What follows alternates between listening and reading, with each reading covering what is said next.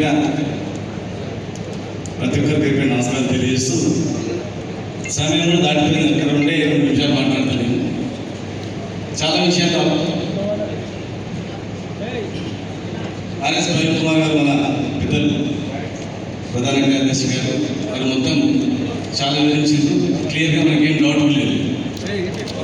పోతే లక్ష్మణరెడ్డి గారు సభ్యత గురించి చెప్పాడు. ఇలా రాష్ట్రంలో బీఆర్ఎస్ సైనికులు ప్రతి ఒక్కరు కూడా ఇదే పని ఉండదు. సభ్యత్వం ఎప్పుడు స్టార్ట్ అవుతుంది, ఎప్పుడు చేయాలి, ఒక్క ఓటు పోకుండా మనం ఏమి చేయాలి కనుక దాన్ని పూర్తి వివరాలు మీకు వివరించాలని చెప్పాను.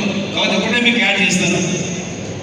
ఖచ్చితంగా మీకు బిఎల్ఓ ఎవరో తెలియాలి, బిఎల్ఓ ఫోన్ నెంబర్ ఉండాలి, బిఎల్ఓ ఎప్పుడు వస్తుందో తెలుసుకోవాలి, బిఎల్ఓ ఎన్ని ఇళ్ళు మ్యాపింగ్ చేస్తుందో తెలుసుకోవాలి, మ్యాపింగ్ అయినవన్నీ కరెక్ట్ ఉన్నాయో తెలుసుకోవాలి. ఒకవేళ మిస్ అయితే మళ్ళీ నెక్స్ట్ ఒక 1 మంత్ ఆఫ్ చేసి ట్రాన్స్ఫర్ చేస్తారు. అప్పుడు మళ్ళీ ఫుల్ఫిల్ చేసి సబ్మిట్ చేసినట్టు చేసుకోవాలి. మొత్తం మీద ఆ ఊర్లో ఒక్క ఓటు పోయినా మీదే బాధ్యత, గుర్తుపెట్టుకోండి. మీరే ఊహించుకొని వీళ్ళు నాకు సర్పంచ్ ఎలక్షన్ ఓటు వేయలేదు, వీళ్ళు నాకు ఎంపీటీసీ ఎలక్షన్ వేయలేదు, వీళ్ళు ఏమైనా కానీ అనుకో. రేపు రాబోయే రోజుల్లో ఓటర్లు అందరూ కూడా మన వైపు వస్తారు, మనలే చూస్తున్నారు. కేసీఆర్ గారు మళ్ళీ ఎప్పుడు 3వసారి ముఖ్యమంత్రి కావాలి దానే కనుక ఎవరు కూడా దాన్ని డౌట్ పెట్టుకోవద్దు. ఈరోజు 3 సంవత్సరాల దగ్గర అయింది. ఇక్కడ ఉన్నటువంటి చాలా మంది వ్యాపారస్తులు కావచ్చు, ఇంకా రకరకాల రాజకీయ నాయకులు కావచ్చు, ఎన్నో ప్రలోభాలు పెట్టినా ఎవరు కూడా చెట్టు చెదలేదు. ఎన్ని ఇబ్బందులు పెట్టినా వ్యాపారంలో ఎవరు భయపడలేదు. భయపడకుండా, అదరకుండా, బెదరకుండా జడ్చర్లలో కావచ్చు, మహబూబాబాద్ జిల్లాలో కావచ్చు, రాష్ట్రం మొత్తం మీద బీఆర్ఎస్ సైనికులు చాలా పట్టుదలతో కష్టం ఇలా మళ్ళీ అధికారం తెచ్చుకోవాలని ఏ దాన్ని ముందుకొని ఉన్నారు. కనుక మీరు ఏ అపోహలు పోవద్దు. పోయిన వైరు రాష్ట్రంలో మంత్రులైనటువంటి వాళ్ళు వైరు, కొంతమంది ఎమ్మెల్యేలు చేసేటువంటి వాళ్ళు వైరు. పోయినాడు ఏంటంటే బాధ్యత లేరు. ఇలా ఉన్నాళ్ళు బాధ్యత ఉన్నాళ్ళు, కార్యకర్తలు కావచ్చు, నాయకులు కావచ్చు. 100% మిమ్మల్ని కంటికి రెక్కలని కాపాడుకుంటాం గ్యారంటీ. ఉద్యోగంలో సంబంధం లేనటువంటి వాళ్ళు ఎంతో మందిని ఎక్కడ తెచ్చుకొని మీరు రేపు రాష్ట్రానికి ఉపయోగపడుతుంటే దొంగలు తొందరే కదా, వాళ్ళ బుద్ధి వలుచుకోకపోయి. అందుకే మిగిలిన వాళ్ళు గట్టిగా ఉన్నారు, నికాల్సినటువంటి వారు ఉన్నారు నాయకులు కూడా. రేపు రాబోయే రోజుల్లో కేసీఆర్ గారి నాయకత్వంలో లక్ష్మణరెడ్డి గారు కానీ నేను కానీ ఇంకా చదవాలి కానీ పక్క 10 సంవత్సరాలు ఈ జిల్లా అభివృద్ధిలో మేము భాగస్వామి అయినాము. ఎట్టి పరిస్థితుల్లో మిమ్మల్ని ఇబ్బంది పెట్టిన వాళ్ళు కూడా ఎవ్వరు కూడా గుర్తుపెట్టుకోండి. ఎవరు భయపడకండి, ఎవరు భయపడకండి. మనం చేయగలిగినాం సమైక్య ఆంధ్రప్రదేశ్లోనే ఎవరికి భయపడకుండా గల్లబట్టిన దిశలో మనం జైలు కూడా బద్దలు పెట్టలో మనం దొంగలు చిరిగిపోయింది. ఇలా నికాల్సినటువంటి నాయకులు, కార్యకర్తలు ఉన్నారు. ఇలా మనం తెలంగాణ తెచ్చిన పార్టీ ఉన్నది, రాష్ట్రం తెచ్చిన పార్టీ, తెచ్చిన నాయకుడు ముఖ్యమంత్రి అయిన ఆయన నాయకత్వంలో మనం 14 సంవత్సరాలు కొట్లాడినాం. సమైక్య ఆంధ్రప్రదేశ్లో కరుడు కట్టాలని భయపడేదాం.